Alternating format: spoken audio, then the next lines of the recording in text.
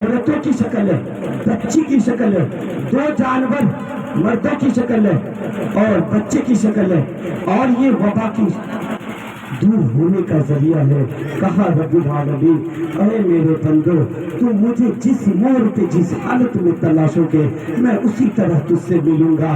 कोई रात ऐसी खाली नहीं है जिस रात में अल्लाह रब्बुल जलाल आसमान दुनिया पर ना आते हो। कहा जाता है 70,000 फरिश्ते को लेकर अल्लाह ताला आसमान दुनिया पर हर रात आते हैं। कोई ऐसे ऑफिस वाले हाकिम नहीं है जो अपनी वक्त से बेवक्त अपने लोगों की फरियाद सुनते हो।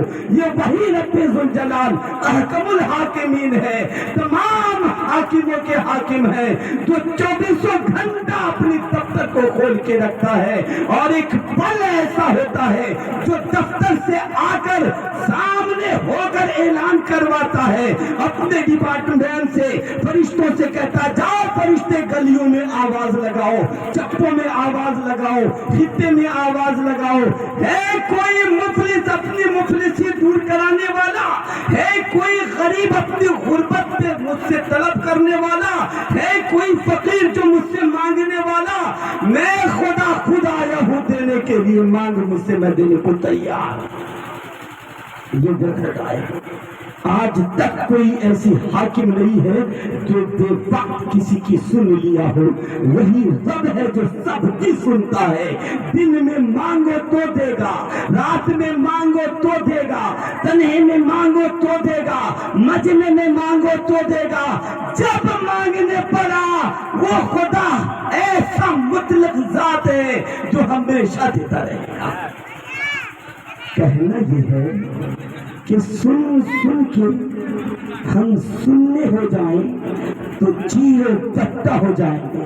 कमाल नहीं है कि हमारे अंदर कान थी सुनी। चलिए एक बात बताता हूँ, जिसको अल्लाह ताला महरूम कर दिया है इससे,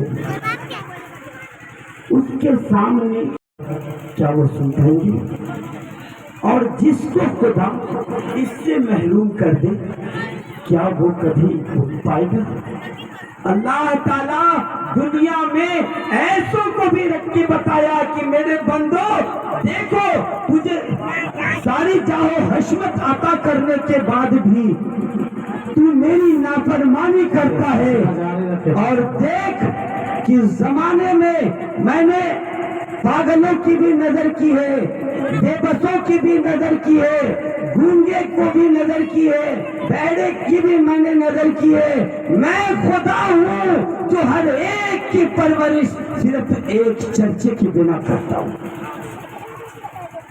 ला इलाहा इल्लल्लाह मुहम्मदुर रसूलुल्लाह, यही एक वो चर्चा है जिसके वजह से अभी तक कयामत भी है। हमको लगता है नहीं मालूम कहीं आएगा कयामत, क्योंकि भूपति के क्या कहने, ऐसी बंदगी को सलाम कहा जाता है कि मूसा अलैहिस्सलाम का ज़माना है, शराबी है। एक बेटे से कहा, बेटा मैं मरूं तो मेरी लाश को जला देना और जलाकर मेरे राख को उड़ा देना।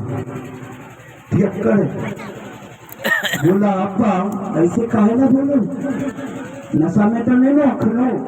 तो बोले, नहीं बेटा मैं नशा में नहीं हूँ, इस वक्त मैं जिंदगी भर शराब पिया है, मेरा कोई भी अमल अच्छा नहीं है, जला के मेरी राख को उड़ा देना, मैं बचाऊंगा, मेरा कोई हिसाब नहीं होगा।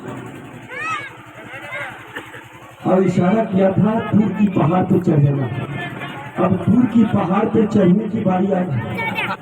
कुछ दिनों के बाद मौत होता है। ये शराबी की नसीहत बेटा पर था, बेटे को बाप की नसीहत याद थी। बाप की लाश को जलाता है, तमाम राख जमा करता है और चढ़ता है जबल तूर पर लाश को फेंकने के लिए। इधर खुदा कहा, फरिश्तों इस लड़के के हाथ में जो मटके देख रहे हो ये राख के मटके इसके बाप की लाश है। ये तूर पे चढ़ेगा, बाप की नसीहत को पूरा करेगा, फेंकेगा ये तूर से। इसके तमाम राख को मेरे पास लाके जमा करो। इशारा कर रहा हूँ, बात पे ध्यान दीजिएगा, मैं कहीं और चला जाऊंगा। तूर के पहाड़ पे चढ़ा, बेटा है, बाप की नसीहत को मान रहा है। अरे वाह, नाट के वक्त तो सुना था अशार के टुकड़े पे नसीब होते हैं, आज मेरे बयान पे नसीब होते हैं। अल्लाह ताला कबूल फरमाए, और होगा इंशाअल्लाह। अल्लाह कबूल फरमाए। ऐसे हो तो कई कई हदीस निकालूंगा और 500 जज़ाकल्लाह खैरन। तूर के पहाड़ पे चढ़ा है, बाप की नसीहत को पूरा करने के लिए। राख बाप का हाथ में है, जबल तूर पे पूरा चढ़ा है। अब चाहा जो राख उड़ा दूं, इस लड़के को ये मालूम नहीं है कि मैं फरिश्तों के मुहासबे में आ चुका हूँ। बेटा है, बाप की आवाज को पूरा कर रहा है। राख उड़ाता रहा। इसकी अपनी उम्मीदें थी कि मैं पूरी राख उड़ा दिया हूँ, लेकिन हक तो ये है दोस्तों, अल्लाह के हुक्म की तकमील में 70,000 फरिश्ते तबके थे जमीन पर, और जबल तूर का मुहासबा किया